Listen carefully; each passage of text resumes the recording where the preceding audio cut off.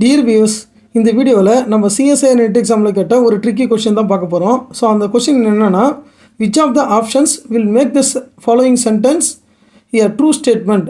So இதில் கீழே இருக்கிற ஸ்டேட்மெண்ட் வந்து உண்மையாக இருக்கணும் அப்படின்னா ஸோ வந்து எந்த ஆப்ஷன் நம்ம தேர்ந்தெடுக்கணும் அப்படின்னு, எந்த ஆப்ஷன் வந்து பொருந்தும் அப்படின்றது கேட்டிருக்காங்க.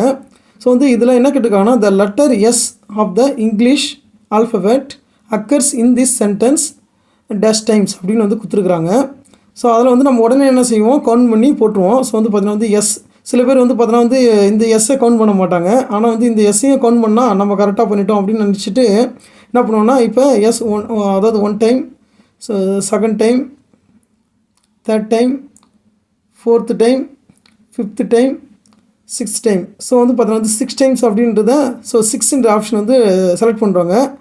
ஆனால் அந்த 6ல் வந்து ஒரு எஸ் இருக்குது. ஸோ அப்போ இந்த சென்டென்ஸ் வந்து பார்த்தீங்கன்னா வந்து தப்பாகிடும். சரிங்களா? ஸோ அப்போ இதை நம்ம வந்து 7 செலக்ட் பண்ணால் மட்டும்தான் 7 டைம்ஸ் அப்படின்றது வந்து கரெக்டாக ஆகிடும்.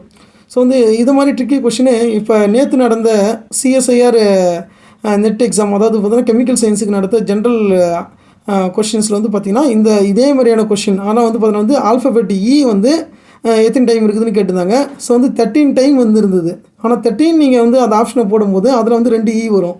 ஸோ அப்போ 15 போட்டால் மட்டும்தான் அது கரெக்ட் ஆப்ஷனாக இருந்திருக்கும். தேங்க்யூ.